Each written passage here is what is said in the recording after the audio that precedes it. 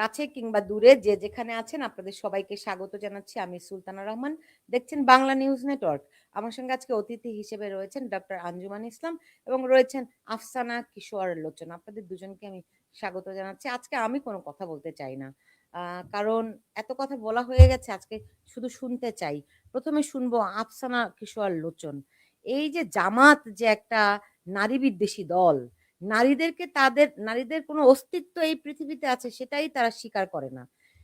এইটি নিয়ে আজকে বাংলাদেশের মানুষ খুব একেবারে তাদের সবকিছু চলে গেল, নারীদেরকে বিদ্বেষ করা হচ্ছে, নারীদেরকে অসম্মানিত করা হচ্ছে, নারীদেরকে পতিতা বলে গালি দেওয়া হচ্ছে।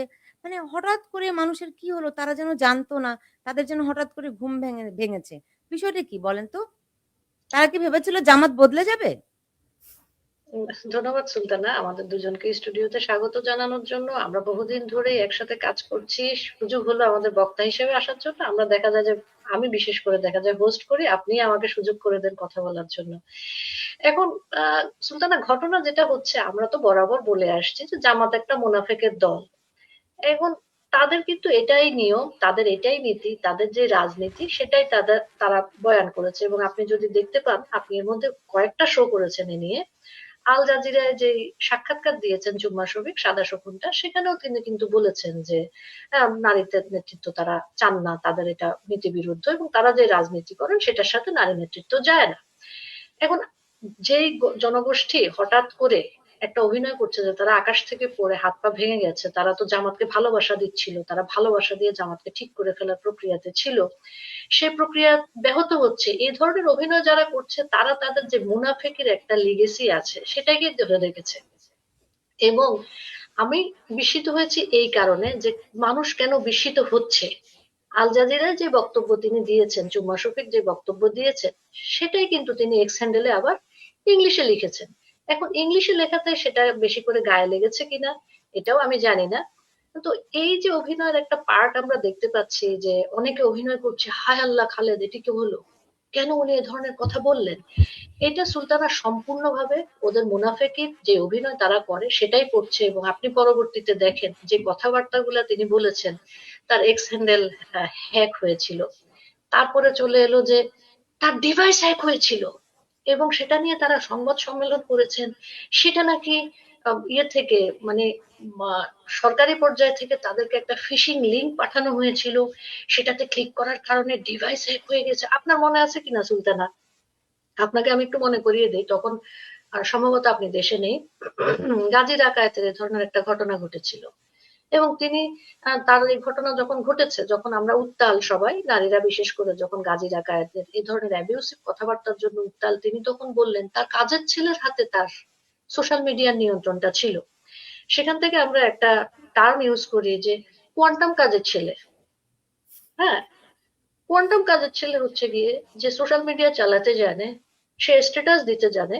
এবং জুম্মা শফিকেরটা আরো ইন্টারেস্টিং, সেই জিনিস হ্যাক তো হয়েছে ইংলিশে স্ট্যাটাস দিয়েছে, 1 মিনিটের মধ্যে হ্যাকার বেরিয়ে গেছে, সেটার স্ক্রিনশট নিয়েছে, তাকে নাকি রাজনৈতিক ভাবে, এই যে রাজনৈতিক একটা কাজ চলছে, নির্বাচনের যে প্রচারণা চলছে, সেখানে নাকি তাকে টার্নিশ করার জন্য, তাদের দলের ভাবমূর্তি নষ্ট করার জন্য এই কাজ করা হয়েছে।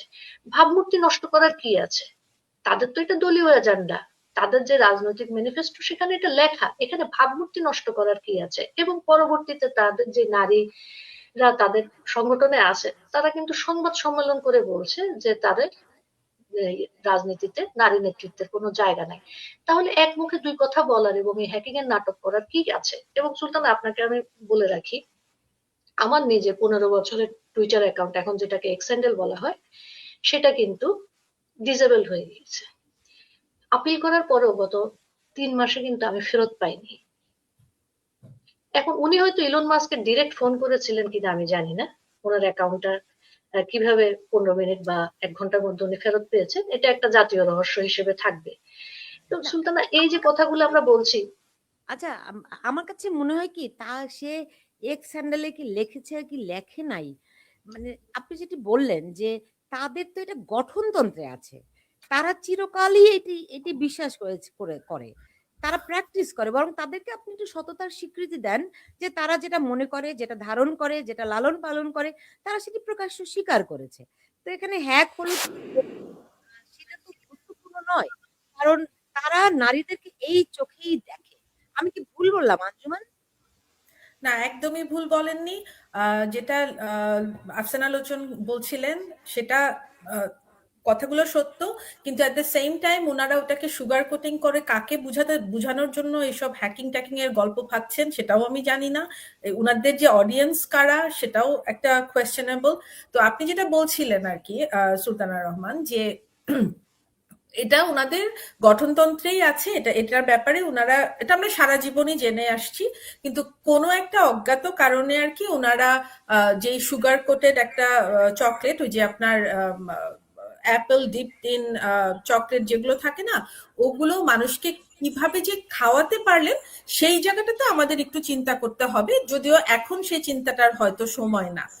কিন্তু জামাতে ইসলামীরা যেই কাজটা করে, শুরুতে হচ্ছে মেয়েদের জন্য একটা খুবই অস্বাভাবিক রকমের ত্রাসের পরিস্থিতি তৈরি করে, যেটাতে তারা মানে মেয়েদেরকে বাইরে যাওয়া থেকে শুরু করে মানে একদম ধরেন আমি ঘর থেকে বের হব, আমি জানি ওখানে ৩টা মোটরসাইকেল আলা ছেলে দাঁড়িয়ে আছে বা হুজুর দাঁড়িয়ে আছে, মানে যারা আমার জীবন চলাফেরা আমাকে হেনস্থা করবে, ইফটিজিং করবে, এগুলা করে। তারপরে তো যে বাংলাদেশের কালচার তো হচ্ছে যেভাবেই হোক ঘুরিয়ে ফিরিয়ে আপনাকে মেয়েটাকেই দোষ দেওয়া হবে, যে হয় কাপড়ের দোষ বা তার এক্সিস্টেন্সের দোষ বা সে কেন জন্ম নিল সেটার দোষ। আপনি ওই বোরখার মধ্যে খাঁচার মধ্যেই থাকেন না কেন, তারপরেও আপনি ওটা যে একটা মেয়ে এইটুকু বুঝতে পারলেই তাদের সমস্ত মেয়েদের নিপীড়ন নির্যাতনে সবকিছু হালাল। সাথে তো এখন ধর্ষণ হচ্ছে, তারপরে আপনার ধর্ষণ করে ভিডিও ছেড়ে দেওয়া হচ্ছে, লাইভে এসে ধর্ষণ হচ্ছে, কি না হচ্ছে আর কি। এবং গালিগালাজ তো মেয়েদেরকে, যারা প্রফেশনাল ক্যারিয়ার সাকসেসফুল মেয়ে যারা, তাদেরকে নানান ভাবে তো অপদস্থ করা হচ্ছে। এটা হচ্ছে ওই স্পেকট্রামটার একটা সাইড, যেটা হচ্ছে ফিয়ার। আর আরেকটা সাইড হচ্ছে ফেইথ, যে যখন আপনার ফিয়ারে কাজ করছেন না তখন আপনি ফেইথকে নিয়ে আসবেন, যে ফেইথ দিয়ে ধর্মকে হাতিয়ার করে আপনি মেয়েদেরকে বোঝানোর চেষ্টা করবেন এটা আল্লাহরই ইচ্ছা, তাদেরকে আল্লাহ বা আল্লাহ বলি, ভগবান বলি, গড বলি, যেই নামে ডাকে আর কি। এটা কিন্তু যুগে যুগে এই ফেইথ বেসড এটা করে আসা হয়েছে। যেরকম আপনার এক সময় প্রাচীনকালে ভারতেও এটা করা হয়েছে, মেয়েদেরকে সতীদাহ প্রথার মাধ্যমে জীবন্ত পুড়িয়ে মারা হয়েছে, মেয়েদের পিরিয়ড হওয়ার আগে বিয়ে দিতে না পারলে কন্যা দায়গ্রস্ত পিতা বলে তাদেরকে একঘরে করা হয়েছে। বা আপনি বা হচ্ছে যে পুরোহিতরা যে গ্রামে গ্রামে গিয়ে কন্যা দায়গ্রস্ত পিতাকে উদ্ধার করে তাকে স্বর্গ যাতে সে যেতে পারে সেই দ্বার খুলে দেওয়ার চেষ্টা করেছেন। আবার ক্রিশ্চিয়ানিটিতেও আছে, মেয়েদেরকে উইচ বলে পুড়িয়ে ফেলা হয়েছে। যাদেরই একটু মেধা মননশীলতার দিক থেকে তারা অগ্রগামী ছিল তাদেরকে ওই ধর্মীয় ট্যাগ লাগিয়ে মানে তাদেরকে।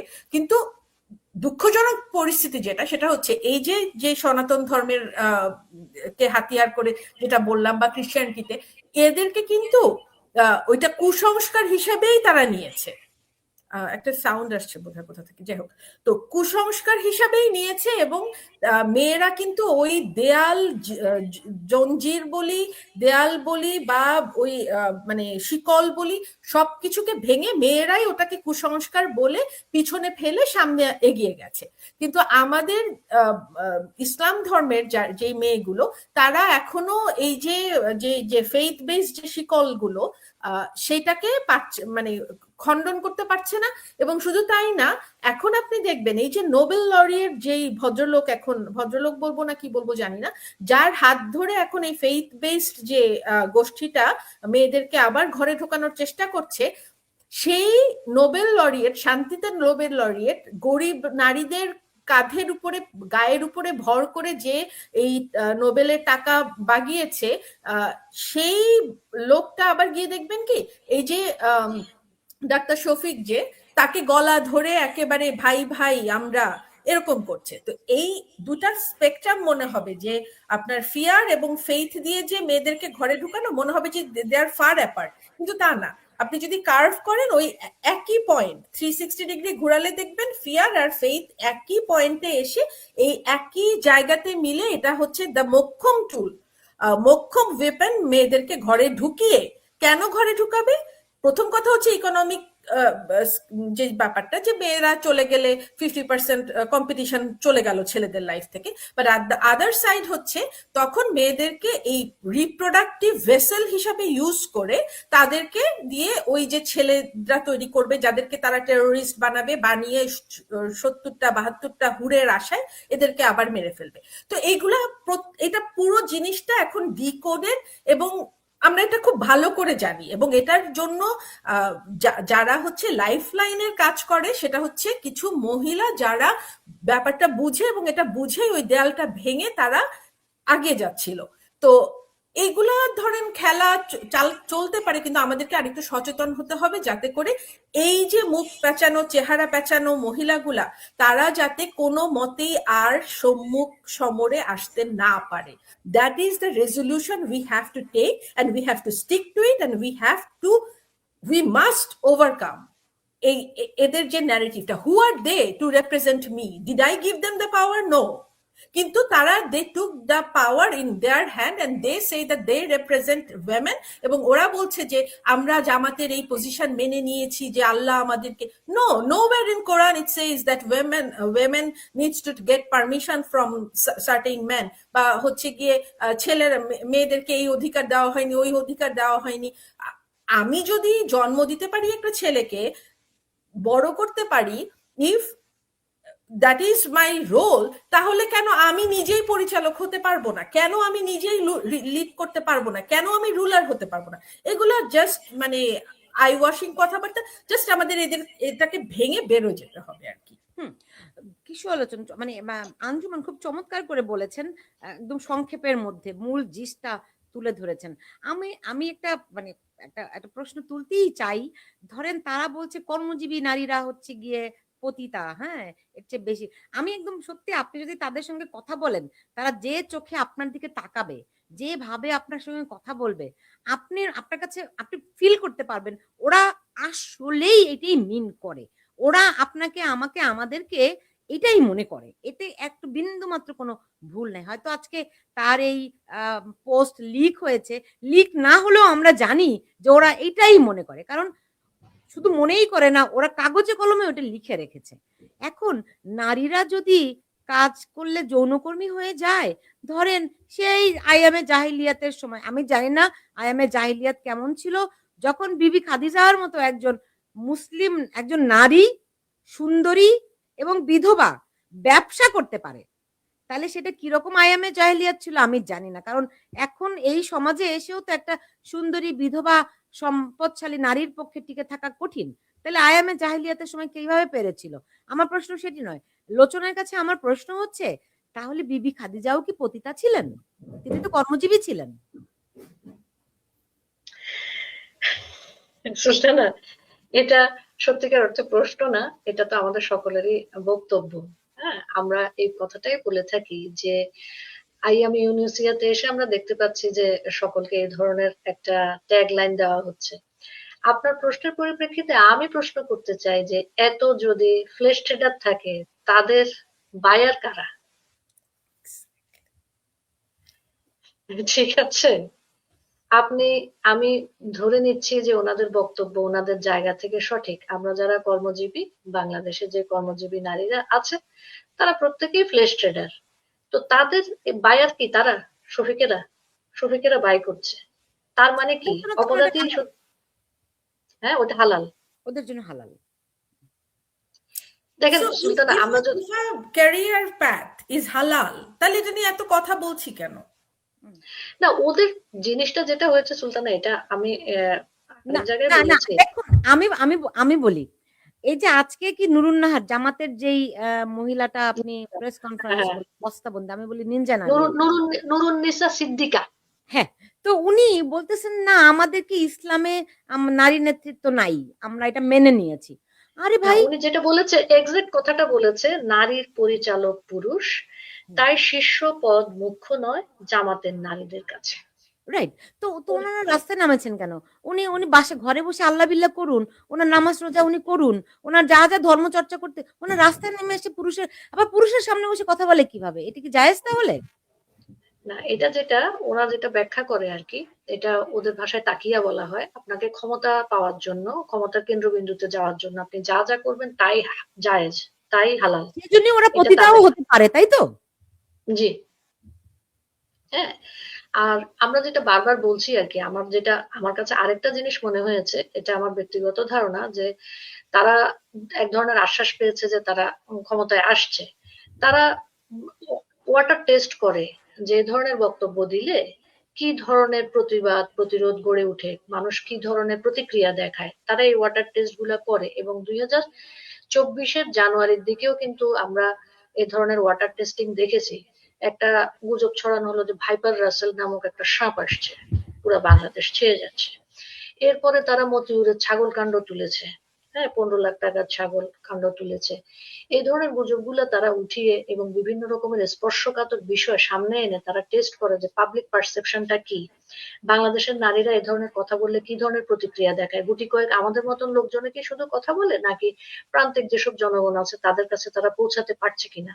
এবং মিডিয়ার যে হাইপটা, এটা তো নির্বাচনের সময় খুব জরুরি। এটা আপনি পজিটিভ কথা বলেন আর নেগেটিভ কথা বলেন, আপনাকে কিন্তু লাইমলাইটে থাকতে হবে, আলোচনায় থাকতে হবে। কারণ মানুষ না কিন্তু 2 দিন পরে বা 3 দিন পরে, আমরা যেটা বলি যে অনলাইনের ভাষায় 72 ঘন্টার পরে, এটা অ্যান্টিবায়োটিকের মতন, 72 ঘন্টার পরেই দেখা যায় মানুষ ওই জিনিসটা ভুলে যাচ্ছে। তো তারা এই ধরনের স্পর্শকাতর ইস্যুগুলো আরো আনবে, এনে তারা তাদের এই নির্বাচনী কাজগুলা করবে। এটাকে আমাদেরকে দেখতে হবে যে তারা আমাদের দিকে সত্যিকার অর্থে আমরা এই ধরনের কথাবার্তা কিভাবে গ্রহণ করি সেই চ্যালেঞ্জটা ছুড়ে দিয়েছে। আমরা যদি সঠিকভাবে প্রতিবাদ প্রতিরোধ করতে না পারি, তারা এই ধরনের কথা আরো বলবে। এবং সবচেয়ে বড় কথা, তারা যখন ক্ষমতার বৈধভাবে, নির্বাচন হওয়ার পরে তো তারা একটা লেজিটিমেট অবস্থানে আসবে, বৈধভাবে আসবে, তখন এই জিনিসগুলা তারা পর্যায়ক্রমে কি করবে, পর্যায়ক্রমে দেখা যাবে যে এরা তার কার্যকর করে ফেলেছে, আইনের মাধ্যমে কার্যকর করবে।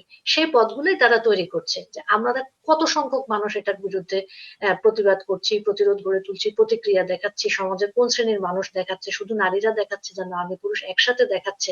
এখানে কিন্তু শুধু নারীর অধিকার হরণের কথা বলা হচ্ছে না, এখানে কিন্তু সামগ্রিকভাবে মানুষের মানবাধিকারই হরণের কথা বলা হচ্ছে, সংবিধান পরিপন্থী কথা বলা হচ্ছে। কারণ সংবিধান অনুযায়ী কিন্তু নারী পুরুষের সকল সমান অধিকার আছে, রাষ্ট্রের সকল নাগরিকের অধিকার সমান।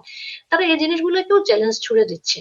তো আমরা যদি সেই পরিমাণ প্রতিবাদ প্রতিরোধ গড়ে তুলতে না পারি, প্রতিক্রিয়া দেখাতে না পারি, তাহলে তারা তাদের কাজ সুচারুরূপে করতে পারবে। সেজন্য তারা তাদের বাপদের হয়ে এই টেস্ট গুলো করছে। জি, জি, একদম সঠিকই বলেছেন। এখন তারা আ তারা ধরেন শফিক, আঞ্জুমান, আপনার নিশ্চয়ই মনে আছে, শফিক বলেছিলেন যে নারীরা কত ৫ ঘন্টা কাজ করবে। নারীদের ৫ ঘন্টা মানে সময় কমিয়ে দেয়া হবে। তো উনারা কি এই ৫ ঘন্টা পতিতাবৃত্তির জন্য নারীদের বরাদ্দ করতে চান? অনেক খারাপভাবে উত্তরটা দিতে পারতাম, আমি আর ওদিকে যাচ্ছি না, যেহেতু তো আমি এখানে একটু, যেহেতু এটা ভোটের মাঠ এখন, আমি একটু ভোটের দিক থেকে এই জিনিসটাকে একটু ডাইসেক্ট করতে চাই। প্রথম কথা হচ্ছে, এই যে স্ট্যান্ডটা ওনারা যে বারবার বলছেন, আল জাজিরার সাংবাদিকের প্রশ্নের উত্তরে ডক্টর শফিক বলেছেন যে ইটস নট পসিবল, বাংলাদেশ জামাতে ইসলামীর নেতৃত্বে কোনো মহিলা যেতে পারবে না। আচ্ছা, এটা একটা, এই কথাটা যে উনি বলছেন যে এটা এটা পসিবল না, তার মানে বাংলাদেশের যে সংবিধান, কিশোর লোচন যেটা বলছিলেন যে নারী পুরুষের সমান অধিকার ৭২-এর সংবিধান এটা নিশ্চিত করেছে। তো তাহলে পরে একটা সংগঠনের কি বলে গঠনতন্ত্র পুরোপুরি বাংলাদেশের সংবিধানের সাথে সাংঘর্ষিক হয়ে গেল না? তো এরকম একটা রাজনৈতিক সংগঠন কিভাবে বাংলাদেশে পলিটিক্স করতে পারে? আচ্ছা, পলিটিক্স না হয় করলো, আচ্ছা ইসলাম প্রচার, যদিও আমি জামাতে ইসলাম বলি না, এখন জামাতে ইবলিস বলতে চাই আর কি, তো সেটা না হয় করলো, কিন্তু তারপরে উনারা আবার ভোটে লড়ছেন। তো এটা তো পুরোপুরি এই একটা গ্রাউন্ডে কিন্তু উনাদের নিবন্ধন বাতিল হয়ে যেতে পারে। হয়েছিল তো।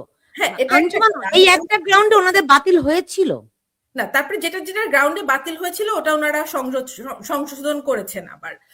কিন্তু এটা একটা কথা। আর সেকেন্ড যেটা আমি বলতে চাচ্ছি এখানে, আপনাকে ভোটের ক্যালকুলেশনটা বুঝতে হবে। ইনারা যে কথাগুলা বলছেন, আমি যেহেতু একটু ডেটা ড্রিভেন মানুষ, তো আমি সবসময় চিন্তা করি যে এই কথাগুলা কেন বলছে তারা। এটা কি শুধু রেটরিক তৈরির জন্য, নাকি মাঠ গরম করার জন্য, আলোচনায় থাকার জন্য, নাকি এই যে ভোটের আর 11 দিন বাকি, এই মুহূর্তে এসে তার এই কথাগুলো কেন বলছেন, ওনাদের অডিয়েন্সটাকে? তো আপনার আপনি যদি বাংলাদেশের আপামর জনসাধারণ দেখেন, কত পার্সেন্ট মানুষ খেটে খাওয়া মানুষ, কত পার্সেন্ট মানুষ হচ্ছে, মানুষ বলতে আমি এখানে মূলত নারীকেই বুঝাচ্ছি, এবং নারীর সাথে ধরেন এই নারী কর্মজীবী নারীদের উপরে ডিপেন্ডেন্ট যে ফ্যামিলি, এগুলা যদি আপনি হিসাব করেন দেখবেন আপনি 70 to 80% মহিলারা কিন্তু এবং ফ্যামিলি এটা সাপোর্ট করে, তাদের কাজ করা, তাদের আর্নিং এবং সেটাকে ওন করা, ওই যে আর্নিংটা তারা নিয়ে আসছে। তো এটা একটা, তো তাহলে এটা এই বক্তব্যটার অডিয়েন্স কারা, কাদেরকে দিয়ে তারা ভাবছে যে এই বক্তব্যটা দিলে এই গ্রুপের ভোটটা আমরা পেতে পারি। কিন্তু আপনাকে ভোটের পার্সপেক্টিভ থেকে দেখতে হবে। এখানে আপনি চিন্তা করে, আপনার কি মনে হয় যে যে মহিলা গার্মেন্টসে চাকরি করতো এখন তার চাকরি হারিয়েছে, যে হচ্ছে আপনার বিভিন্ন প্রাইভেট সেক্টরে কাজ করতো তার চাকরি হারিয়েছে, কোনো বিনিয়োগ যেহেতু নাই, বা বন্দরে যে চাকরি করতো সে বন্দর দিয়ে দেওয়াতে তাদের চাকরি হারিয়েছে, এরকম বাংলাদেশে তো প্রায় 16 থেকে 22 লাখ নারী পুরোপুরি চাকরি হারিয়েছে, মানে কর্মক্ষেত্র হারিয়েছেন।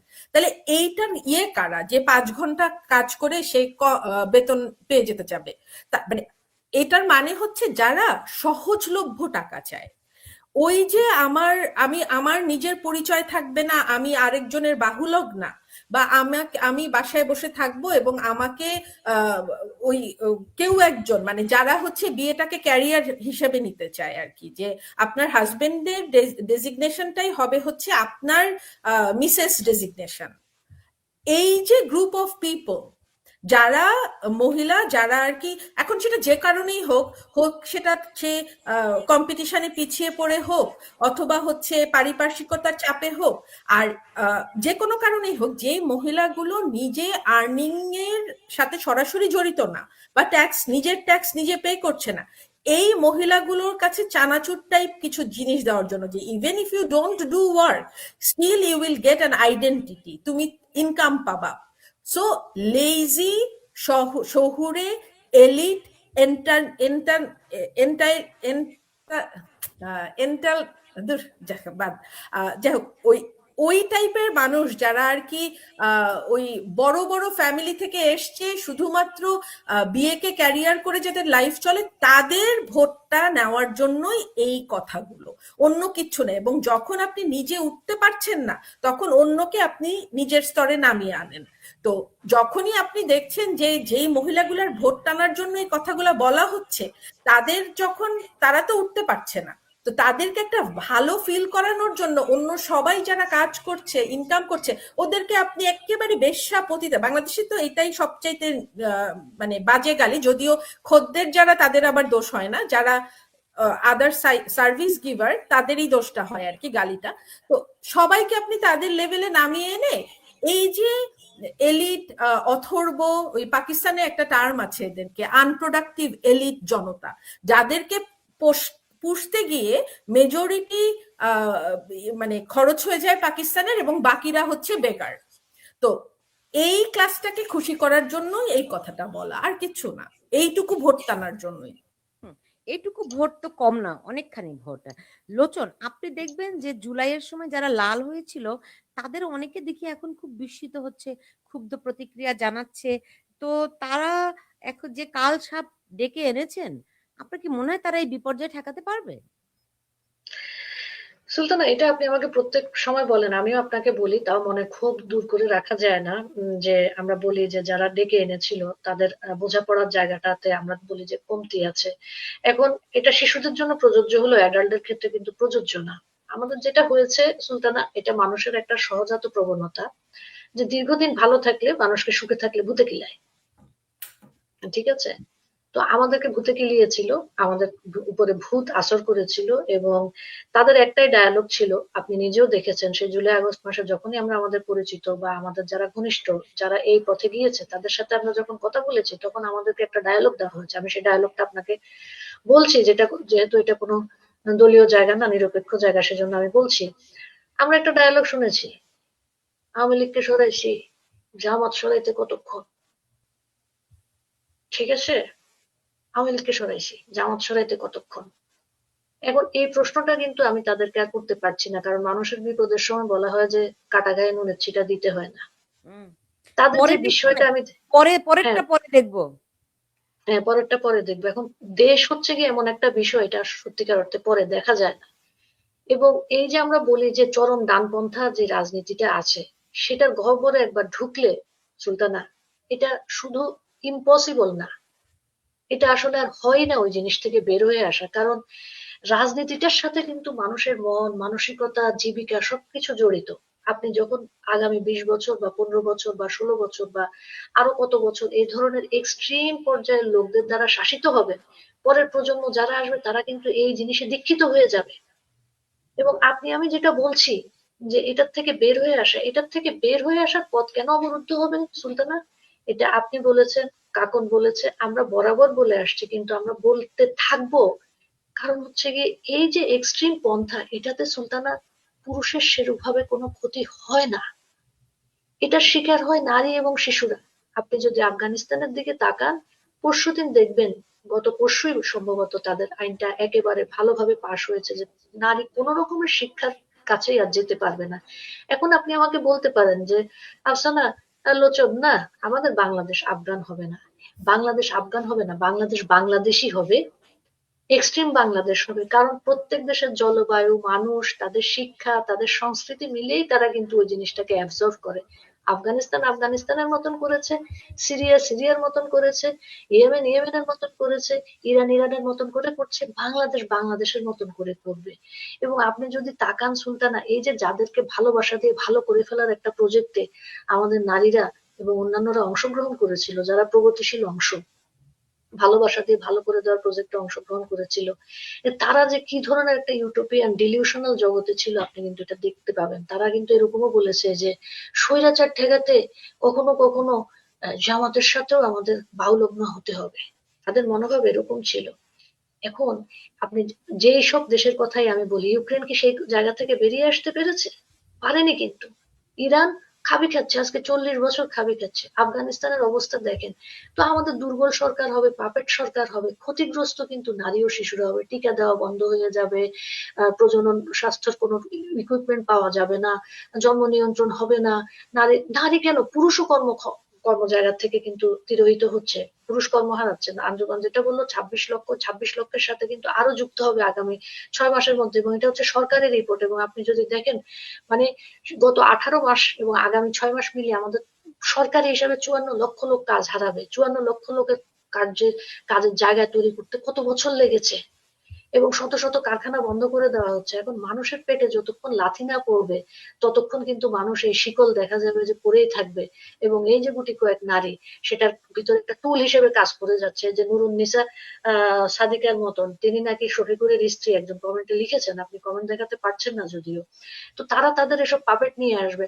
আমাদের সিদ্ধান্ত নিতে হবে আমরা এদের দ্বারা তারা কে, কাকন যেটা বললো, আমাদের সকল নারীর পক্ষ হয়ে সিদ্ধান্ত নেওয়ার তাদের কি ক্ষমতা আছে? তাদেরকে কি আমরা ম্যান্ডেট দিয়েছি? তারা কি সংসদে গিয়েছে? না গিয়ে তারা আমাদের সম্পর্কে এ ধরনের কথা বলছে। তো তাদেরকে আজকে এখানে এই মুহূর্তে যদি আমরা থামাতে না পারি, আমাদের সামনে ভবিষ্যৎ আরো অন্ধকারই আসবে, কোনো আলো আসবে না। জি, লোচন, আপনি শুধু নুরুন নাহারের কথা কেন বলছেন? যে আমি তো দেখি আমি এটা একটা আপনারা, সিম্বল হিসেবে বলছি, হ্যাঁ, কিন্তু সিম্বল সিম্বল হিসেবে। হিসেবে ধরেন আমি আপনি তাকে তাকে প্রতীকী অর্থে একভাবে দেখতে পারেন, সে তো জামাতের নারী, রাইট? এখন জি। আপনি যাদেরকে জামাতের নারী বলেন না, এরকম কিছু নারী, তাদেরকেও তো আমি সক্রিয় দেখছি, যাদেরকে অনেকে বামাতি বলে, রাইট? সো তারা কি উদ্দেশ্য নিয়ে এখানে এখন সক্রিয় হচ্ছে? তারা কি উদ্দেশ্য নিয়ে এখনো এদের পক্ষে আছে আঞ্জুমান? আমি তো বললাম যে এগুলো সব হচ্ছে গিয়ে আপনার ভোটের ক্যালকুলেশন এবং এম্পাওয়ার্ড, মানে আপনি যখন নিজের যোগ্যতায় নিজে যেতে পারছেন না, তখন আপনি বিভিন্ন জিনিসকে সিঁড়ি হিসেবে ধরে ধরে ধরে ধরে উঠতে উঠতে চেষ্টা করবেন।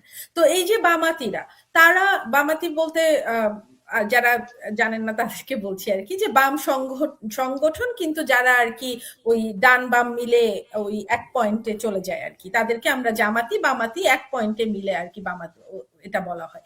তো এই যে যেই মানুষগুলো, যেমন আপনার শারমিন মুর্শিদ, যে উপদেষ্টা, উনি যে ধরনের কথা এখন বলেন, তো এই যে কর্মজীবী নারীর কথা বলা হচ্ছে, উনি কি এটার ভিতরে পড়ছেন না? উনি কি কর্ম করছেন না?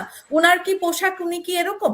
তো পোশাকটা হচ্ছে একটা সিম্বলিক, হ্যাঁ আমরা বলি যে বোরখার ভিতরে ঢুকিয়ে দিবে, খাঁচার মধ্যে ঢুকিয়ে দিবে, but that is not the issue here. The issue is আপনার যখন একটা পাখি সে উঠছে, আপনি সেই পাখিকে খাঁচার মধ্যে ভরে যতই আপনি মানে একেবারে সোনায় মোড়ানো কেঁচো একেবারে হাজির করে করে খেতে দেন না কেন, সেই পাখি তো বদ্ধ পাখি। তো ঘটনাটা হচ্ছে এরকম যে এই যে ওনার মানে আহ স্বাধীনতাহীনতায় কে বাঁচিতে চায়। তো বাংলাদেশের যেই মহিলারা, যেই কারণে আমি কথাটা আবারও বলছি, কিন্তু যারা এই এলিটিজমের প্রোডাকশন, সেটা হচ্ছে বামাতি। আর জামাতি তো যারা বলছি এই মুখ ঢাকা এই চেহারার, মানে আল্লাহ তো প্রত্যেকের ফেসটাকে একদম একটা একদম মানে কারোর সাথে কারো মেলে না, ফিঙ্গারপ্রিন্টের মতো একটা ফেস। তো এইটাকে ঢেকে রাখার কারণটা কি? কারণ হচ্ছে কি, আপনি ইউ আর নো বডি, আপনার ফেসটা তো আপনার পরিচয়, তো you will be nobody. তো এটার পিছনে কে আছে, কি কে আমাকে রেপ্রেজেন্ট করছে, এটা এটা একটা বিগার কনস্পিরেসি। এবং এই কনস্পিরেসির ভিতর থেকে এটাকে যদি খণ্ডন করে আমরা বের না হয়ে আসতে পারি, আমাদের সামনে ওই যে যেটা লোচন বললেন যে সমূহ অন্ধকার, এবং কি সমূহ অন্ধকার? আমি যে পয়েন্টটা আঞ্জুমান, যেতেছিলাম ওটা আমি একটু বলে নিই। সেটা হচ্ছে এটা খুব কম ফ্র্যাকশন একটা পিপল। মবক্রেসি যখন করা হয়, যে গ্রিক মবক্রেসি, যেটা ডেমোক্রেসি তখন যেটা ছিল আলটিমেট ডেমোক্রেসি, রাজা কিছু একটা চান, তখন উনি ওই যে একটা ধ্যানধারা ঢোল নিয়ে একটা মানুষকে একটা চার রাস্তার মোড়ে পাঠান, তারপরে বলেন এই এটা আমরা রাজার ইচ্ছা হয়েছে, এটা করবে, কে কে আছেন আসেন আপনাদের সমর্থন জানান। তো ওই যে ভ্যাগাবন্ডের মতো দুই চারটা লোক যারা ঘুরে ঘুরে বেড়াতো, তাদের কাজই ছিল ওখানে গিয়ে এই তো আছি আছি করে ওটা সমর্থন দিয়ে, এই তো রাজার সমর্থনে দুইজন লোক পাওয়া গেছে বলেছে, সুতরাং বিল পাস। তো এটা হচ্ছে সেই মবতন্ত্র। তো বাংলাদেশে এখন এই যে যারা বলছেন যে তারা representative, they are not the representative. বাংলাদেশের খেটে খাওয়া মানুষ, যে কৃষানি, যে হচ্ছে শ্রমিক, যে ইভেন যে রাস্তা ঝাড়ু দেন, they take pride in their own work. তাদের ওই 100 টাকার যে আওয়ারলি তারা পায় বা whatever, they deserve that, they earn that. তো যারা ওই সমস্ত কথা বলে যে আমাদের ঘরে থেকে আমরা 5 ঘন্টার টাকা পাবো নাকি বাসায় থাকার জন্য ভাতা পাবো, এগুলা কি ওই আত্মসম্মান আলা মানুষগুলো কি মেয়েরা পছন্দ করে? করে না। কিন্তু unfortunately we are making this face Dhaka যে যে চেহারাগুলো এসে আজকে কথা বলে গেলেন, I do not even want to say their names, কারণ ওই নেমের সাথে চেহারার যদি আপনি মিল করতে না পারেন, তাহলে এটা ইটস নট অ্যান আইডেন্টিটি। তো এই এদের নাম একটা বলে, এটা ক হোক, খ হোক, কোকিল হোক, কি হোক, ওই চেহারা তো আমি জানি না। কালকে যদি আরেকজন এসে বলে এটাও আমি তো জানবো না। তো এটা যে কোন দিকে যাচ্ছে, এবং দে ডু নট রেপ্রেজেন্ট বাংলাদেশের আপামর খেটে খাওয়া মানুষ, এই কথাটা কিন্তু আমি বারবার বলছি। এবং তাদেরকে let them take their own decision through মানে একটা প্রপার ইলেকশনের মাধ্যমে। আপনি 50% মানুষের ম্যান্ডেটকে দূরে সরিয়ে রেখে একটা কি আমি দামি কি যে একটা করা হচ্ছে, এবং বলছেন যে মানে সেই গ্রিক ডেমোক্রেসির দিকে যাচ্ছে আর কি, সরি গ্রিক মবক্রেসির দিকে যাচ্ছে আর কি বাংলাদেশ। সো এটা এটা রেপ্রেজেন্টেশন না। না, নিঃসন্দেহে এটা রিপ্রেজেন্টেশন না। কিন্তু আপনি দেখেছেন আজকে ঢাকা বিশ্ববিদ্যালয়ের হিজাবি মেয়েরা একটি শোডাউন করেছে, এবং যদি আগামী নির্বাচনে এরা জয়ী হয়, তাহলে বাংলাদেশের ভবিষ্যৎটা কি হবে লোচন? সুলতানা, ঢাকা বিশ্ববিদ্যালয়ে তো তারা এ ধরনের শোডাউন বহুদিন ধরেই করছে। আমরা এর আগেও দেখেছি হিজাব দিবস তারা পালন আবার করছে। বিএনপির ছাত্র দলের মেয়েরা তারা আবার একটা ঝাড়ু মিছিল করেছে। তো বিএনপিও মনে হয় যেন আকাশ থেকে পড়েছে, তারা বোধহয় জানতো না। এটা একটা একদম হায় আল্লাহ খালেদ অবস্থা, তারা সবই জানতো। এবং বিএনপির তো আমি এক ধরনের দোষ দিবই এখানে, যেহেতু দেখেন কাগজে কলমে তো আওয়ামী লীগকে নিষিদ্ধ করা হয়েছে। আওয়ামী লীগের ইচ্ছা থাকলেও বা প্রগতিশীল মানুষদের ইচ্ছা থাকলেও তারা অনেকে কথা বলতে পারছেন না। আমরা যারা বাইরে আছি তারা হয়তো টুকটাক কথা বলছি।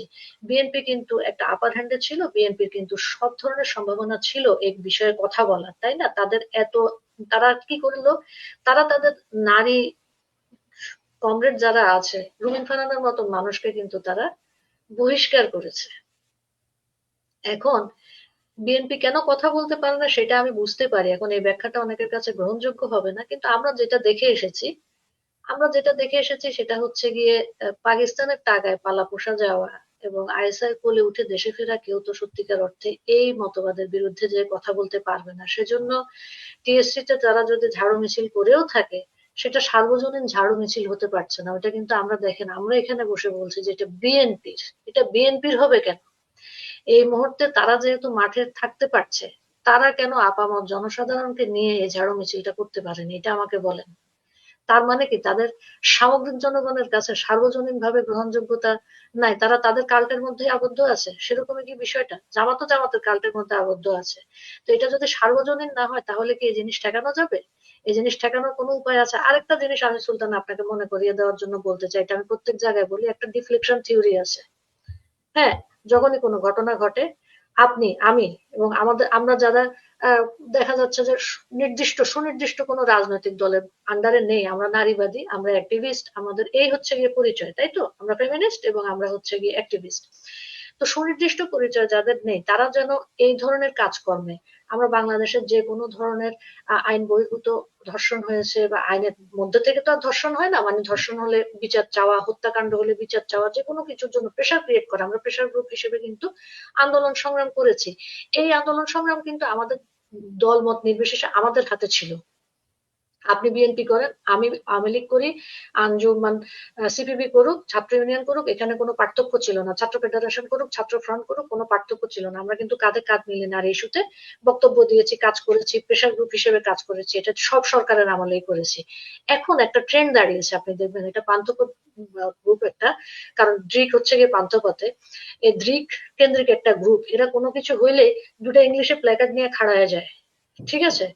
তখন সাধারণ মানুষ কি ভাবে, সুলতানা, চিন্তা করেন, সাধারণ মানুষ ভাবে, হ্যাঁ সুলতানা তো প্রতিবাদ করছে, আমি আজকে এই ছুটির দিন ফালায় আবার ওখানে যাওয়ার কি দরকার আছে?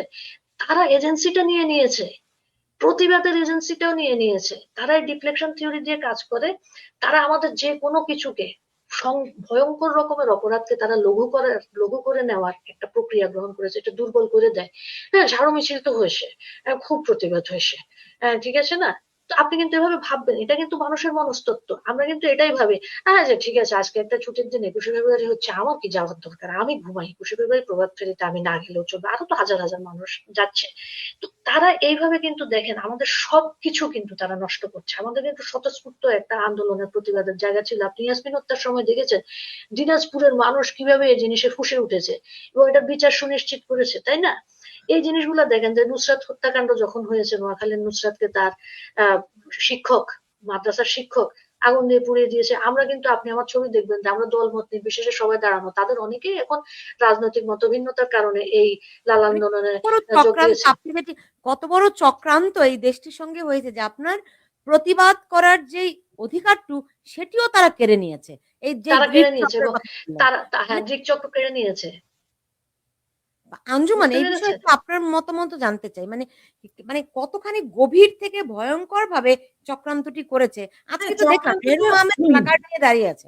অনেকে ওই দেখলাম তো প্লাকার্ড আমরা মানে ওর যে কোনো গভীর কিছু হলে, প্ল্যাকার্ড একটা নিয়ে দাঁড়ায় যায়, হ্যাঁ, যেটা ওর জন্য ভালো হবে আর কি। এবার ওরা দেখবেন ইংলিশে জিনিস বানাবে। আপনি কয়েকটা জিনিস খেয়াল করবেন সুলতানা, ইংলিশে যখনই দেখবেন প্ল্যাকার্ড করছে, আমার দেশের জিনিস কিন্তু অন্য জায়গায় পৌঁছানোর জন্য এটা তারা করছে, ঠিক আছে? আমি কেন, আমি কিন্তু বলে যাচ্ছি যে মানে আমাদের ইয়ে কিন্তু স্লোগান কিন্তু আমরা কি বলেছি, তুই রাজাকার, তুই রাজাকার, পথে কাদের মোল্লা, তুই রাজাকার, তুই রাজাকার। আমরা কি বলেছি K for Kader Mollah, war criminal, war criminal? আমরা বলি নাই। কারণ আমি আমার দেশের মানুষকে সম্পৃক্ত করতে চাই, আমি দেশের সমস্যা দেশের ভিতরে থেকে সমাধান করতে চাই, দেশের মানুষকে নিয়ে সমাধান করতে চাই। ওরা কিন্তু কিছু হইলেই দেখবেন ইংলিশে টি শার্ট কিনা, ইংলিশে প্ল্যাকার্ড নিয়ে তিনজন মিলে দাঁড়ায় রয়েছে, ছবি উঠবে, এস্থেটিক ছবি উঠাবে, ঠিক আছে? এস্থেটিক ছবি উঠে ওর আব্বাদের কাছে পাঠাবে। এটা হচ্ছে কি ওদের কাজ। দেশের মানুষের অধিকার রক্ষিত হচ্ছে কিনা, দেশের মানুষ নির্যাতিত নিপীড়িত কিনা, দেশের মানুষের কোনো ক্ষতি হচ্ছে কিনা এবং দেশের ক্ষতি হচ্ছে কিনা, এটা নিয়ে তাদের বিন্দু মাত্র মাথা ব্যথা নেই, বিন্দু মাত্র মাথা ব্যথা নেই। Very interesting point. আজকে রেনু আহমেদ যে প্লাকার্ডটা নিয়ে দাঁড়িয়েছে ওখানে সে বলছে মুরব্বী, রাইট? যেটি, এটি কি তাহলে তারা জেনজিদেরকে অ্যাট্রাক্ট করার জন্য বলেছে আঞ্জুমান? মানে এত সো লাইট, এত সিলি। এটাই আর কি। এখন মুরব্বী বলতে হয়তো উনি ওই যে ডাক্তার শফিকুর রহমানকে বলেছেন কিনা, মানে কি উদ্দেশ্যে বলেছেন বলেছেন, জানি না, কিন্তু টার্গেট উনি অডিয়েন্স যেটা কারা খুব যদি ইংলিশে বলেন? চটকদার, বুঝতে পারছেন মানে জিনিসটাকে এমন একটা ভাষাতে নিয়ে যাওয়া যে ওইটার গ্র্যাভিটিটা ওখান থেকে চলে যাবে। যেরকম আপনি চিন্তা করেন, আমি আমার এত বছর বয়সে কোনো মানে প্রতিষ্ঠিত মিডিয়াতে বা আহ, মানে কি বলি না আমরা, প্রচলিত কথাবার্তাতে এই যে খ বর্গীয় চ বর্গীয় ব, মানে এই যে যা সব কথাবার্তা হচ্ছে, প্রস্টিটিউট বা এই যে একটা টুইটে যেগুলো কথা আর কি, এইগুলো কথাগুলোকে বলে পুরো ব্যাপারটাকে নর্মালাইজেশনে নিয়ে আসা হচ্ছে। এখন এটার একটা কি পসিবিলিটি হতে পারে কি না, আমি এখন এই যে কিশোর লোচনের কথাটা শুনতে শুনতে, যে কেন এরা করছে, অডিয়েন্সটা কারা, কাদের জন্য এটা করা হচ্ছে। এই যে দৃক যে তিনজনের একটা প্ল্যাকার্ড নিয়ে দাঁড়িয়ে যায় ইংলিশে লেখা, যারা হচ্ছে ওদেরকে ফিট করছে, মানে একদিক থেকে ফিয়ার ফেথ দিয়ে টিয়ে যে একটা টার্মোয়েল তৈরি করে, যে প্রভু যারা আর কি, এখন এটা কি তাদেরকে দেখানোর জন্য যে হ্যাঁ আমি 3 ফ্রন্টে খেলছি, 3 ফ্রন্টে খেলার টাকা দিয়েছি, যে 1 ফ্রন্টের টাকার পারফরমেন্স ডেলিভারি করা হলো, ইট কুড বি দ্যাট। আর আরেকটা হচ্ছে সবকিছুকে নর্মালাইজ করে ফেলা, মানে এখন এরা কি আসলেও ওই ব্যবসাটাতে জড়িত কি না, যে কথাটা বলেছে যে আসলেও কি কিছু বাংলাদেশের মেয়ে যাদেরকে আমরা ভাবি যে তারা কোথা থেকে, মানে আপনি কিন্তু হিসাব করলে মিলবে না যে এদের আয় ব্যয়ের হিসাব, মানে আমি তো ওরকম পোশাক, dress up, get up, nail done, hair done, একেবারে চকচকে গাল, এগুলো করতে তো সবকিছু সাথে তো ইকোনমি জড়িত, তাই না? তো এরা যে ইনকামটা করছে আসলে কি ওরা এরকম কিছুর সাথে জড়িত কিনা, এবং সেটাকে নর্মালাইজ করার জন্য যে হ্যাঁ সব ওয়েমেন নিয়ে এইসব করে, এটা বলে কি চালিয়ে দেওয়ার একটা মানে চেষ্টা হচ্ছে কিনা কনস্পিরেসি, যে বাংলাদেশে কি ওই পেশাটাকে লেজিটিমাইজ করার চেষ্টা হচ্ছে কিনা under the cover of mass women's career. এটা কিন্তু একটু চিন্তা, আমি এখন শুনতে শুনতে আমার মনে হলো যে তারা যখন একটা কথা ছাড়ে বাজারে, ওইটার কারণ থাকে। এবং হঠাৎ করে দেখবেন জামাতের এক নেতা প্রথমে বেশ্যা বলে শুরু করলো, তার তার আগে হাদিরা কিন্তু মেয়েদের বডি পার্ট নিয়ে শুরু করলো, যেই জায়গা দিয়ে তাদের জন্ম। ওরা তো সি সেকশনের আবার ভীষণ বিরোধী, কারণ সি সেকশন হলে মেয়েদের মানে হয়তো কিছু সুবিধা হয়, তারা মেক শিওর করতে চায় মেয়েরা যাতে কোনো সুবিধা না পায় আর কি। তো যেখান দিয়ে তাদের জন্ম, পৃথিবীতে আসা, সেই জায়গা তারা ছিঁড়ে খুঁড়ে ফেলবে, এটা আবার মেইন স্ট্রিমে স্লোগান হয়ে যায়, এবং সেই স্লোগান আবার মানে সবকিছুকে একটা নর্মালাইজ করার চেষ্টা হচ্ছে। তো এটা কি কোন বিগার কনস্পিরেসির থিওরি, এবং কোন মানে আমরা অতিরিক্ত হয়তো ইউজ করে ফেলেছি মেটিকুলাস ডিজাইন টার্মটাকে, কিন্তু আমি এখন আসলে এটাকে খুব একটা মানে সিরিয়াস ভাবেই নিচ্ছি, যে এটা এত কনসার্টেড ওয়েতে একেবারে ধামাকা দিয়ে ছেড়ে দেওয়া হলো, তাই না? যে এটা কোনটার অংশ, এটা একটু চিন্তা করতে হবে আর কি। জি জি, লোচন, আপনার কি মনে হয় বিএনপির এরকম একটা অবস্থায় বিএনপির উচিত নির্বাচনটাকে বয়কট করা, বর্জন করা? কারণ এই নির্বাচনে তাদের কোনো ফায়দা কি আছে? ফায়দা তো দেখি না আমি কোনো। সুলতানা, বিএনপি নির্বাচন বর্জনের আগে আমি দুইটা জিনিস কাকনের সাথে যুক্ত করতে চাই আপনার অনুমতি নিয়েই। ও যেটা বলেছে যে তারা প্রতিবাদ করার খেলা খেলে, এখানে কিন্তু আরেকটা বিষয় আছে, তাদের টার্গেট অডিয়েন্স শুধু না। আমরা কিন্তু বলে আসছি যে আমাদের দেশে কিন্তু এক ধরনের নিপীড়ন চলছে এবং বাক স্বাধীনতা বলতে কিন্তু কিছু নেই। ঠিক আছে, আমাদের মিডিয়াগুলা কিন্তু ব্ল্যাক আউট হওয়া। আমরা যা খবর পাচ্ছি সোশ্যাল মিডিয়ার মাধ্যমে পাচ্ছি, এবং আমাদের যে ব্যক্তিগত কানেকশন আছে সেখান থেকে পাচ্ছি। এই যে একটা অবস্থা, এই যে বিশ্বের কাছে যে আমরা অনবরত তুলে ধরছি, আমরা কিন্তু যে যার জায়গা থেকে তুলে ধরছি যে আমরা ভীষণ অপারেশনের ভিতরে আছি। আমাদের দেশে সত্যিকার অর্থে সত্যিকার ফ্যাসিস্ট বসা। তারা কিন্তু এই যে নিজেদের প্রতিবাদ, নিজেদের ভাড়া করা প্রতিবাদী দিয়ে এটা দেখাতে চায় বিশ্বের দরবারে যে না না আমাদের তো বাক স্বাধীনতা আছে, এই যে দেখো ওরা প্রতিবাদ করছে, হ্যাঁ এই যে প্রতিবাদ করছে, এটা কিন্তু এটার একটা জিনিস দেখানো। এবং আরেকটা জিনিস সুলতানা, এটা আমি পয়েন্ট আউট করতে চাই যে আমাদের 51% হচ্ছে গিয়ে মোট জনসংখ্যার নারী, এবং তার ভিতরে 4 বা 5 কোটি নারী আছে ভোটার কিন্তু। লাস্ট আদমশুমারি অনুযায়ী, জনশুমারি অনুযায়ী 4 বা 5 কোটি নারী হচ্ছে গিয়ে ভোটার।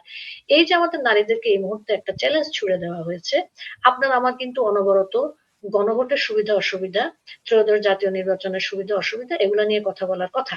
আমাদের নারীদেরকে সচেতন করার কথা যে তোমরা গণভোটে হা দিলে কি হবে, না দিলে কি হবে, ভোটে না গেলে কি হবে, ভোটে কেন যাবে না, ভোট কেন বর্জন করবে, কি হবে, এগুলা নিয়ে আপনার আমার কিন্তু প্রতিনিয়ত কথা বলার কথা। কারণ হাতে আছে আর 9 দিন, মানুষকে সচেতন করার কথা। সেই জায়গায় কিন্তু আমরা তাদের ছুড়ে দেওয়া একটা বিষয় নিয়ে কথা বলছি, আমাদের সময় নষ্ট হচ্ছে এবং মানুষের মনোযোগ সরানোর জন্য তারা এই ধরনের জিনিস বাজারে নিয়ে আসে। এবং আপনার যে প্রশ্নটা যে বিএনপি কে নির্বাচন বর্জন করবে কিনা, এই জায়গায় কিন্তু সুলতানা আপনার আমার কাকনের এবং যারা শুনছেন বা শুনবেন রেকর্ডেড ভার্সন, এখানে আমাদের ভুল করার কোনো সুযোগ নাই। বিএনপি কিন্তু জুলাই সনদে সাইন করেই নির্বাচনে আসছে। তারা কিন্তু এক ধরনের সম্মতি দিয়ে দিয়েছে যে তারা এই জিনিসের সাথে আছে। জুলাই সনদকে কি বলবো, বৈধতা দেওয়ার জন্য কিন্তু নির্বাচন হচ্ছে এবং নির্বাচনটা করাই হচ্ছে হাওয়ার্ডকে জয়যুক্ত করে, যেন জুলাই সনদের মাধ্যমে আমাদের 72-এর সংবিধানকে ছুড়ে ফেলা যায়। আমাদের প্রধানমন্ত্রী শাসিত যেই ইয়ে আছে, প্রক্রিয়া আছে, সেটাকে যেন আমরা রাষ্ট্রপতি শাসিত প্রক্রিয়াতে নিয়ে যেতে পারি এরশাদ বা জিয়াউর রহমানের আমলের মতন। এবং রাষ্ট্রপতি আপনি দেখলে দেখবেন জুলাই সনদের 11 ধারায় তারা বলেছে যে রাষ্ট্রপতি নাকি বাংলাদেশ ব্যাংকের গভর্নর নির্বাচন করবে। ঠিক আছে, তো এই জিনিসগুলা সুলতানা মানুষ তো পড়ার সময় পাচ্ছে না। আপনি আমি 1 ঘন্টার আলোচনায় বা 20 মিনিটের আলোচনায় কিন্তু এগুলো ধারাবাহিকভাবে বলে উঠতে পারছি না। আমাদের কিন্তু সেই বিষয় নিয়ে কথা বলার কথা। আমাদেরকে ডিরেল করার জন্য তারা আমাদেরকে এই ধরনের প্রশ্ন, এই ধরনের চ্যালেঞ্জ ছুড়ে দিয়েছে। তাদের এটা নিয়ে কিছু যায় আসে না। নারীকে তারা শেকল পরাবে কি পরাবে না, বোরখা পরাবে কি পরাবে না, কাজ করতে দেবে কি দেবে না, তারা ওই ডিসিশন তারা অনেক আগে নিয়ে নিয়েছে। এবং আমরা যেটা ভাবছি যে কালকে জামাত যদি চলে আসে, জামাত চলে আসলে পরের দিন সকালে বলবে হ্যাঁ লোচন তুমি বোরখা ছাড়া যেতে পারবে না। না, এটা একটা স্লো প্রক্রিয়া। তারা এই যে ওয়াটার টেস্টটা করতে থাকবে, করতে করতে এই জায়গাটা প্রথমে কি করবে, এই যে দেখেন আমরা দেখেছি যে আকিজ একটা সময় তার চাকরির বিজ্ঞাপন দিল, বিধর্মীরা এখানে ইয়ে করতে পারবে না, অ্যাপ্লাই করতে পারবে না।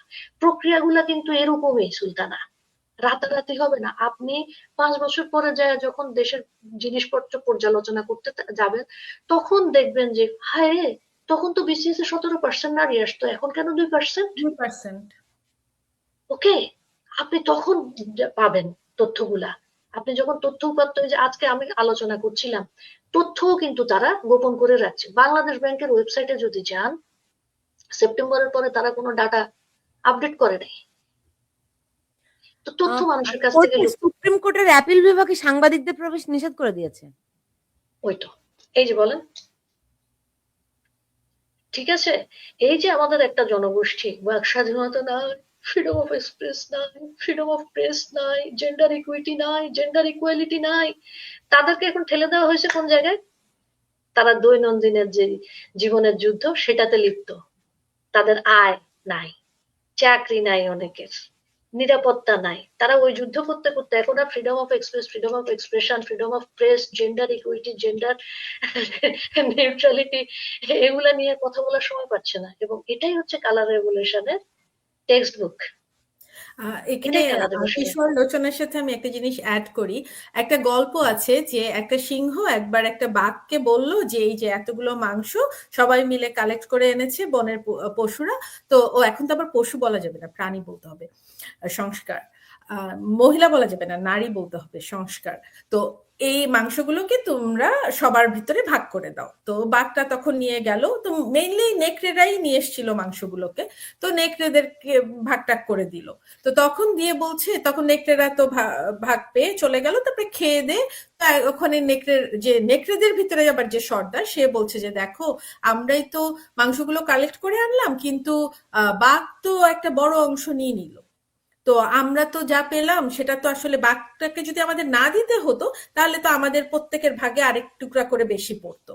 তো সুতরাং এর পরের বার কিন্তু আমরা বাঘকে আর দিব না, এবং বাঘ আমাদেরকে সমতার মানে যে সুষম বন্টন করে নেই, এখানে বৈষম্য করেছে। আমরা আহরণ করে এনেছি, ও করেনি, তো ও খেয়ে নিল আর কি আমাদের আনা খাবার। তো এখানে বৈষম্যমূলক আচরণ হয়েছে। তো তারা ভীষণ প্রোটেস্ট শুরু করলো। তো তখন বাঘ আবার সিংহের কাছে গেছে, গিয়ে বলছে যে এটা কি, আমি তো এত একদম মেপে মেপে মেপে মেপে সবাইকে বন্টন করে দিলাম, অথচ আমার উপরেই এখন সবাই যত রাগ দেখাচ্ছে আর কি। তো তখন সিংহ বলল যে আচ্ছা ঠিক আছে, কালকের মাংস আমি ভাগ করব, তারপরে দেখো কি হয়। তো তখন পরের দিন যখন আবার নেকড়েরা সব মাংস এনেছে, তো তখন ইয়ে করলো যে আচ্ছা ঠিক আছে, এখানে একটা পাইল, ওখানে আরেকটা পাইল, আর এখানে আরেকটা করলো যে একটা পাইল হচ্ছে আমার, আরেকটা পাইল হচ্ছে বাঘের, আর আরেকটা পাইলের ভিতরে তোমরা যে যা পারো কামড়াকামড়ি করে খেয়ে নাও। তখন নেকড়েরা তো ব্যস্ত হয়ে গেল, কে কাকে ফেলে মানে নিজেদের ভাগ তারা করে নিবে আর কি। তো এরকম যখন হলো, তো তখন তারা নিজেরা কামড়া কামড়ি করে কেউ এক টুকরা পেলো, কেউ পেলো না, কেউ 5 টুকরা পেলো। তারপরে তো ফাইট করে টুরে তারা একেবারে মানে টায়ার্ড হয়ে তারা যে যার মতো চলে গেল, এবং তারা ঘুমায় গেল। পরের দিন সকালে উঠে তারা আবার মাংসের খোঁজে চলে গেল। তো তখন ওটা দেখে বাঘ বলছে, তখন সিংহ বলছে যে শোনো, তুমি যদি তাদেরকে পিসফুল অবস্থায় থাকতে দাও, তোমার বিরুদ্ধেই প্রথম সংগঠিত হবে তারা। তো তাদের বিরুদ্ধে, যে তাদের ভিতরে যদি কিছু কিছু জিনিস লাগিয়ে রাখতে না পারো, you will lose the control.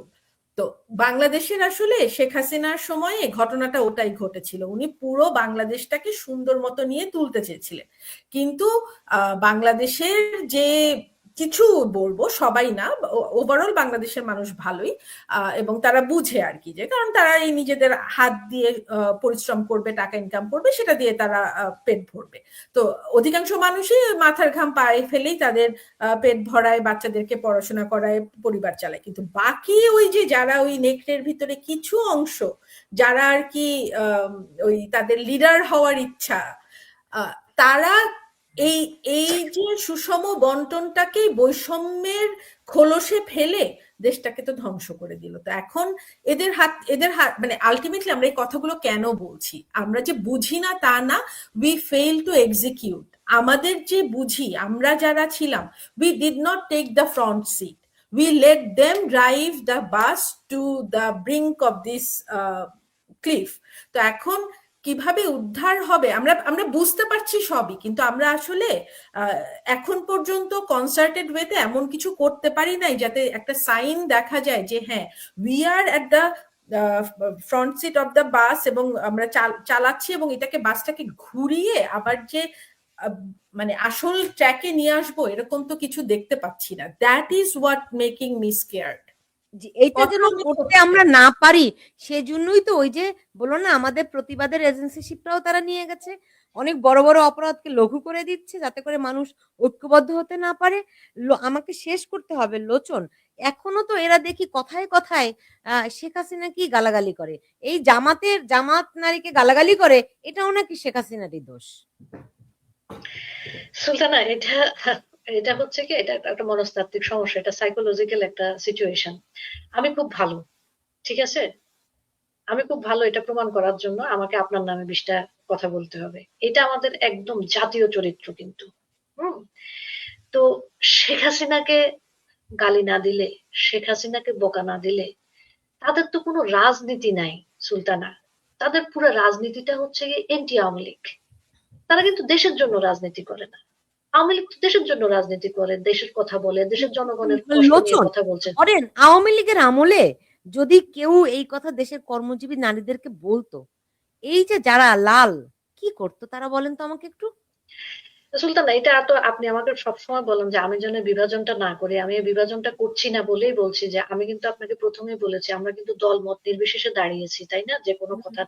এই যে একজন প্রতিমন্ত্রী ছিলেন, ওনার নাম আমি ভুলে গেছি, উনি একজন নারীকে ফোনে তিনি কিছু বাজে কথা বলেছিলেন, আমরা কিন্তু তাকে প্রতিবাদ করেছি এবং তাকে কিন্তু পদত্যাগ করতে বাধ্য করেছি, আপনার মনে আছে কিনা? ঠিক আছে। তারপরে ইত্তেফাকের একজন ছিলেন, ওনার নাম কি, ব্যারিস্টার মইনুল। হ্যাঁ, তিনি একটা বাজে কথা, হ্যাঁ তিনি একটা বাজে কথা বলেছিলেন, তাকে কিন্তু ক্ষমা চাইতে হয়েছে, এবং তিনি এটা আমরা কিন্তু সেভাবে প্রেশার ক্রিয়েট করেছি। তো এখন ওই যে আঞ্জুমান যেটা বললো যে আমরা সেটাকে নর্মালাইজ করে ফেলছি, এবং আপনি আপনার প্রত্যেক অনুষ্ঠানেই আপনি বলছেন, আমরাও বলছি, যে ধরনের নির্যাতন নিপীড়ন চলছে এটা তো আমরা নর্মালাইজ করেছি। সে ও মারা গেছে তো কি হয়েছে, ও তো হত্যাযোগ্য, তো আওয়ামী লীগ, অ্যাজ ইফ সে শীর্ষ সন্ত্রাসী। সে শীর্ষ সন্ত্রাসী হলেও তাকে আমরা মেরে ফেলতে পারি না, মাফ করতে পারি না। দীপুচন্দ্র দাসকে পুড়িয়ে মেরেছে, একটা বিচ্ছিন্ন ঘটনা, এটা কোনো পলিটিক্যালি মোটিভেটেড জিনিস না, এটা কমিউনাল ভায়োলেন্স না, এটা বিচ্ছিন্ন ঘটনা, এটা একটা তৌহিদি যৌনতা করেছে, ঠিক আছে। তো এই যে জিনিসগুলো, সেটাই বললাম যে আমাদের যে পরিস্থিতি চলছে, সেই পরিস্থিতিতে আপনি যেটা বললেন যে লাল যারা, তাদের তো আপনি দেখছেন যে তারা এখনো আওয়ামী লীগকে বা শেখ হাসিনাকে গালি দিয়ে বা বকা দিয়ে স্ট্যাটাস দিচ্ছে, কথা বলছে, তারা দুইটা ভালো কথা বলার পিছনেও কিন্তু ঢুকিয়ে দিচ্ছে যে শেখ হাসিনার কারণে এই অবস্থা হয়েছে। আমি আপনাকে যেটা বললাম আর কি, যে তাদের কিন্তু আর কোনো রাজনীতি নাই, তাদের রাজনীতিটাই এন্টি আওয়ামী লীগ, তাদের জি, প্রত্যেকের রাজনীতিটা এন্টি আওয়ামী লীগ। আওয়ামী লীগের অস্তিত্ব না থাকলে তাদেরও রাজনৈতিক কোনো অস্তিত্ব থাকে না। জি। আঞ্জুমান, বাংলাদেশের নারীদের জন্য কিছু বলতে চান? মানে তাদের কি করণীয় উচিত এই সময়ে? হ্যাঁ, খুবই মানে এটাই আসলে মেইন কথাটা, যে এখন আসলে কি করণীয়। আর তার আগে কিশোর লোচন যেটা বললেন যে মানে আপনি আহ, আমরা যখন মানে কি বলবো, বাংলাদেশের যে যাই হোক, আমি আমার থট প্রসেসটা একটু ইয়ে হয়ে গেছে আর কি। তো এখন বাংলাদেশকে আপনি রিস্টোর যে করবেন, রিস্টোর করার জন্য যে টুলগুলো, সেই সমস্ত টুলগুলোকে কিন্তু ভেঙে ফেলা হয়েছে। আপনি এখন পুলিশ থেকে শুরু করে মানে কিছুই তো অবশিষ্ট নাই, তাই না? আপনি কিসের উপরে ভিত্তি করে দেশটাকে আগিয়ে নিয়ে আঞ্জুমান, আঞ্জুমান, তারা তো বলে শেখ হাসিনা সব টুলগুলোকে ভেঙে দিয়ে গেছে, তাই হ্যাঁ, এখন সেটা তারা আপনি ধরাধরি এরকম এই কথাটা বলছেন আমি জানি, হয়তো আপনি চাচ্ছেন আমি বলি যে না সেরকম হয়নি, কিন্তু আমি সেটাতে আর যাচ্ছি না। এটা চর্বিত চর্বণ, আমরা প্রচুর এটা নিয়ে কথা বলেছি। বাংলাদেশকে শেখ হাসিনা কিভাবে রেখে গিয়েছিলেন, ওইগুলোর তথ্য উপাত্ত, ইকোনমিক্স, ফাইন্যান্স সবকিছু দিয়ে আমাদের কয়েকজন এটা বারবারই বুঝাচ্ছেন যে where Bangladesh was and where Bangladesh is now, and this happened during the time of the Nobel laureate who happened to get the Nobel Peace Prize in the Peace Prize sector, but actually he was considered as one of the top economists, right? কিন্তু কথাটা হচ্ছে এই যে theoretical economist, এগুলোকে দিয়ে যে কোনো কাজ হয় না।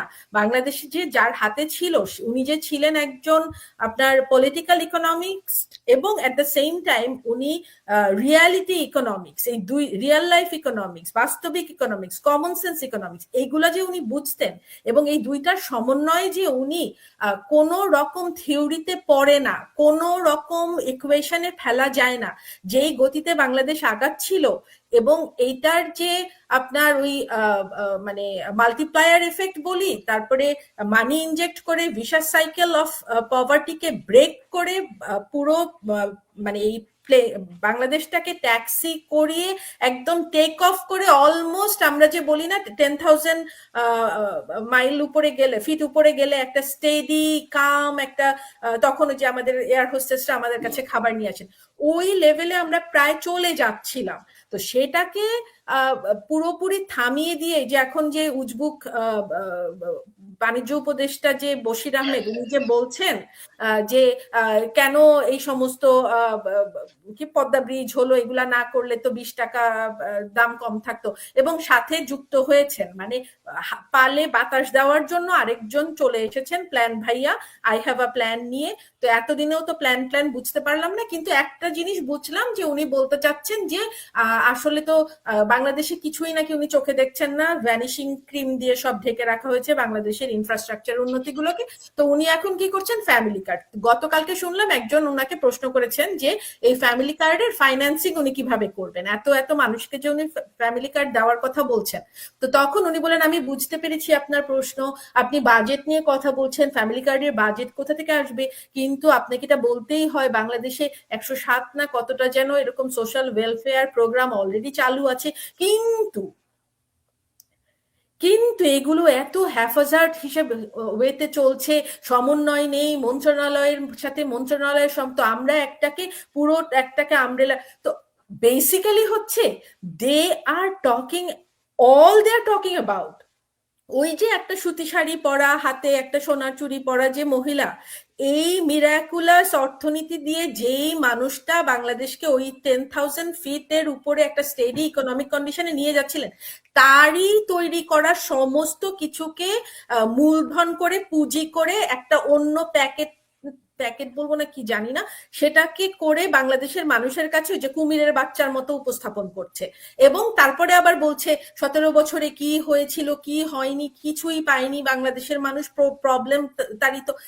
এগুলো এখন এত মানে এরা ইনকম্পিটেন্ট, নাকি তারা মানে because they do not have anything, মগজে কিছু নাই, নাকি মানে I have no idea Bangladesh কাদের খপ্পরে পড়েছে। তো এই কাদের, যেহেতু আমি একজন স্টেমের মানুষ এবং আমি পলিসির উপরে কাজ করতে হয়, তো আমার এগুলা দেখতে এই সমস্ত যে কথার খেলা নিয়ে যেগুলা খেলছে, যে বেশ্যা, প্রস্টিটিউট, পতিতা, যা যা বলছি আর কি, এগুলো একটা ক্যারিয়ার, কোনো কোনো মানুষের ক্যারিয়ার এগুলো।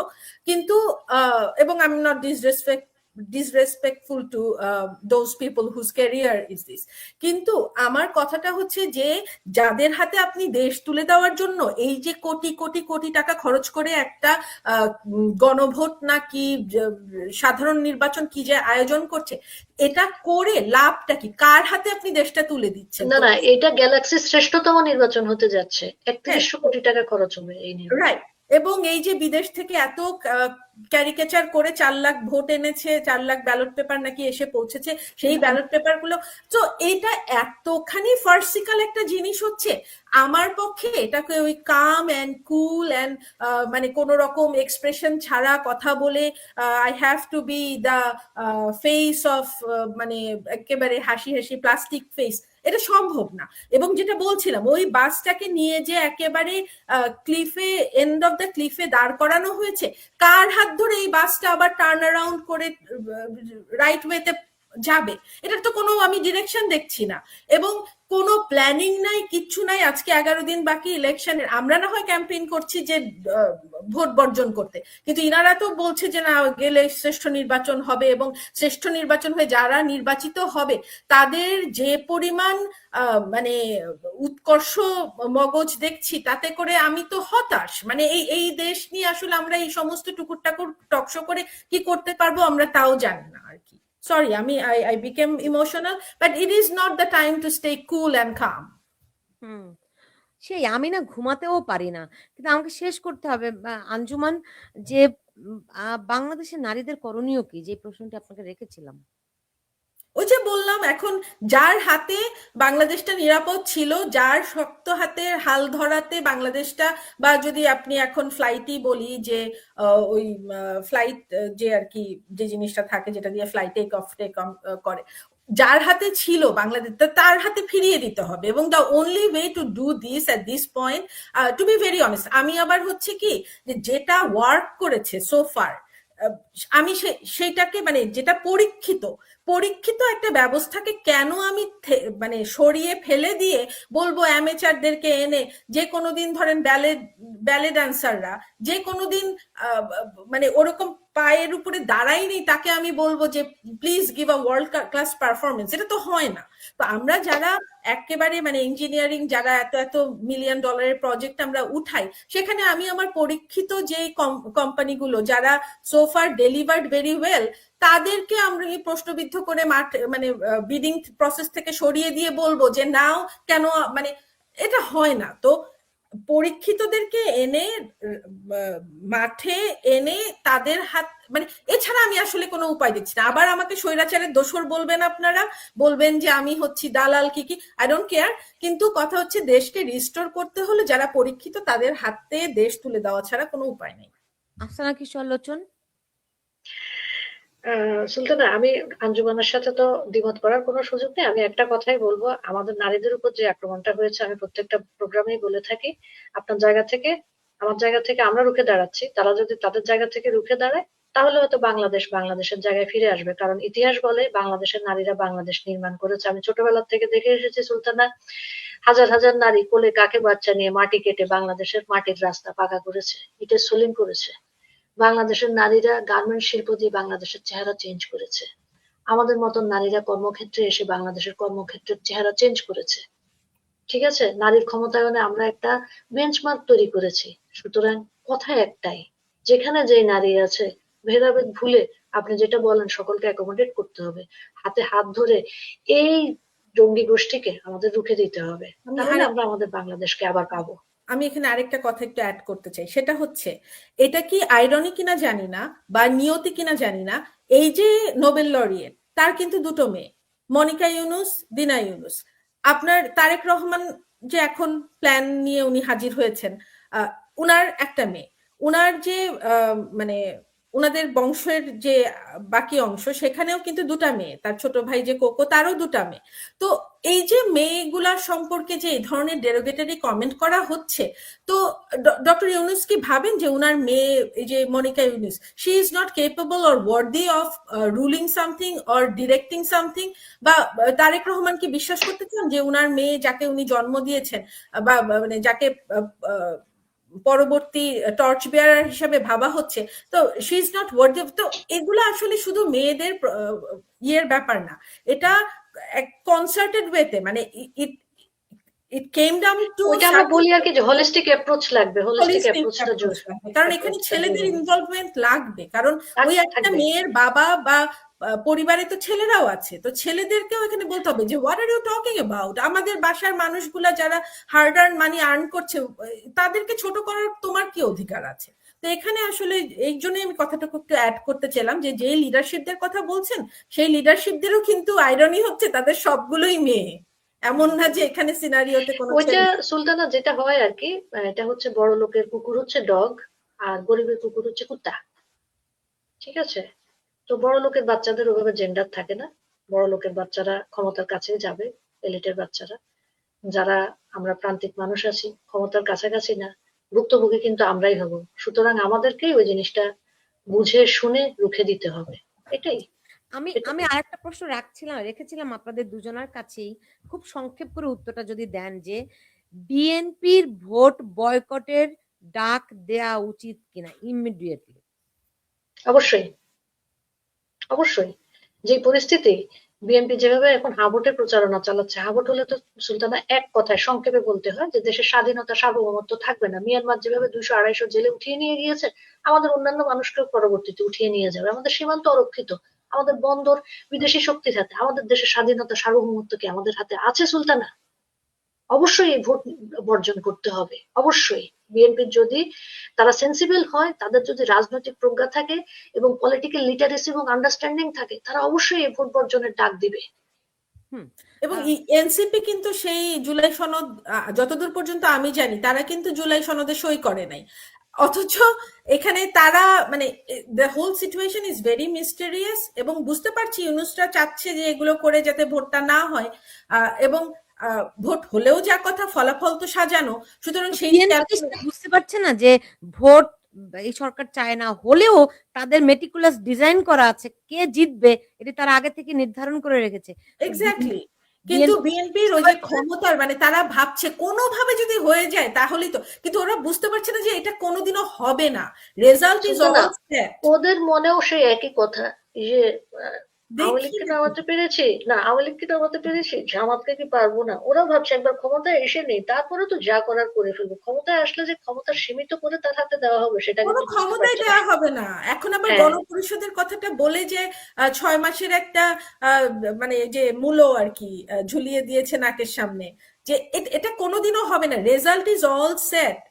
আমি যেটা বলি যে পুরো ব্যাপারটা হতে যাচ্ছে একটা লাইনের রাজনীতি, তারা কতগুলো লম্বা লম্বা লাইন দেখাতে চায় ইউনিস সরকার, এবং দরকার হলে তারা কয়েকটা সেন্টারকে স্টেজ করে ওই লাইনগুলো দেখিয়ে, ওই যে বলছিলেন না দ্রিককে 3জন মিলে প্ল্যাকার্ড দিয়ে দেখাই যে বাক স্বাধীনতা আছে, ওরাও ওইরকম 3টা লাইন দেখিয়ে বলবে যে এই যে ইনক্লুসিভ কি জনপ্রতিনিধিত্বমূলক নির্বাচন হয়েছে, সুতরাং এবং এই পুরো হ্যাঁ ভোটটা জয়যুক্ত হয়েছে, জয়যুক্ত হয়েছে, জয়যুক্ত হয়েছে করে তাদের যে প্ল্যান, নতুন বন্দোবস্ত, এটা বুঝতে হবে ওই 72-এর সংবিধানকে ফেলে তারা পুরোটাকে নতুন করে একটা কোন দেশের দিকে নিয়ে যাবে সেটা তো আর জানি না তাদের প্ল্যান, কিন্তু এটা বিএনপিকে বুঝতে হবে, তাদেরকে একটা রেসপন্সিবল ডিসিশন এবং স্টেপ নিতে হবে যদি তারা বাংলাদেশকে বাঁচাতে চায়। এখন যদি তারা না বাঁচাতে চায় সেটা তো আর কিছু করার নেই, কিন্তু তারা নাকি খুব কনফিডেন্ট, তারা মনে করে নির্বাচন হলে তারা তো ক্ষমতায় যাবেই। ইউনুসকে চেনেনি এখনো, এছাড়া আমার বলার কিছু নেই। চলেন সুলতানা আমরা শেষ করি, আপনার নিজস্ব কাজ আছে আমি জানি, চলেন আমরা শেষ করি আমি আজকের মতো। আপনাদের দুজনকে সত্যি অনেক ধন্যবাদ জানাচ্ছি আমার সঙ্গে আজকে যুক্ত হওয়ার জন্য। আপনাদের কথা শুনতে শুনতে আমি নিজের ভেতরে খুব আবেগতাড়িত হচ্ছিলাম। যাই হোক, আবেগ প্রকাশের এখন সময় না, এখন শক্ত হওয়ার সময়। বাংলাদেশের নারীরা বুঝুক, দীর্ঘ সংগ্রামী জীবনের মধ্য দিয়ে আজকে বাংলাদেশের নারীরা যেখানে এসে দাঁড়িয়েছে, এখান থেকে তাদেরকে টলানো যাবে না যেমন, তেমনি তারা যদি এখন রুখে না দাঁড়ায়, এই শয়তান চক্র, এই নারী বিদ্বেষী চক্র মাথার উপরে এসে কিন্তু ঘুড়ি ছড়াবে। বাংলাদেশের নারীরা, আমি বিশ্বাস করি, কোনোদিনও সেটি বরদাস্ত করবে না। আপনারা যে যেখানে আছেন সবাই ভালো থাকুন। ধন্যবাদ সুলতানা।